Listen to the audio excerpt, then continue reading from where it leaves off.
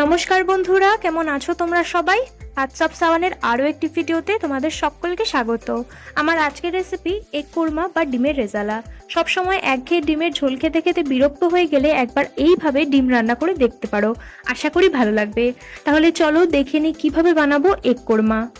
প্রথমে কড়াইতে 2 table spoon মতো সাদা তেল গরম করে তাতে কিছুটা নুন ছড়িয়ে ডিমগুলো গোল্ডেন ব্রাউন করে ভেজে নেব। আমি এখানে ডিমগুলো দু অর্ধেক করে রান্না করছি, তোমরা চাইলে গোটা দিয়েও রান্নাটা করতে পারো। তবে দু অর্ধেক করে ডিম রান্না করলে মশলাগুলো খুব ভালোভাবে ডিমের ভেতর অবধি যায়। এরপর ওই কড়াইতেই একটা মিডিয়াম সাইজের পেঁয়াজের বেরেস্তা বানিয়ে নেব। এবার একটা তেজপাতা আর গোটা গরম মশলা ফোড়ন দিয়ে ফোড়নটা কিছুক্ষণ ভেজে নিয়ে দুটো মিডিয়াম সাইজের পেঁয়াজ বাটা দিয়ে খুব ভালো করে মিশিয়ে নেব।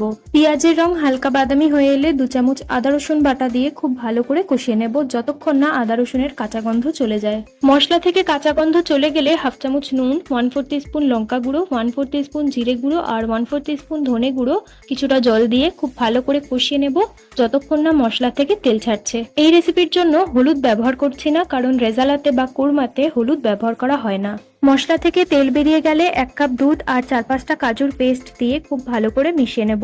এখানে দুধ বা দই যে কোনো একটা দিয়ে রেসিপিটা করা যেতে পারে, কিন্তু একসাথে দুটো দেওয়া যাবে না। এবারেতে 2টো কাঁচা লঙ্কা দিলাম ঝালের জন্য। এই সময় নুন মিষ্টিটা একটু দেখে নিতে হবে, নুনটা কম হয়েছিল তাই হাফ চামচ নুন আর 1 চামচ চিনি দিলাম।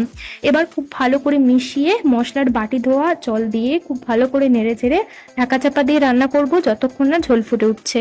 ঝোল ফুটে উঠেছে, এবার ভেজে রাখা ডিমগুলো ঝোলের মধ্যে দিয়ে মশলার সাথে খুব ভালোভাবে মিশিয়ে নেব।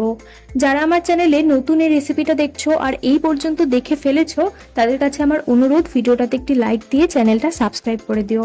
ডিমের সাথে মশলাটা খুব ভালোভাবে মিশিয়ে নিয়েছি। এবারেতে 1/4 টিস্পুন গোলমরিচের গুঁড়ো, 1/4 টিস্পুন গরম মশলার গুঁড়ো, ভেজে রাখা বেরেস্তা আর হাফ চামচ ঘি দিয়ে খুব ভালোভাবে মিশিয়ে নিয়ে ঢাকা চাপা দিয়ে 5 মিনিট স্ট্যান্ডিং টাইমে রেখে নামিয়ে নিলেই তৈরি এগ কোরমা বা ডিমের রেজালা।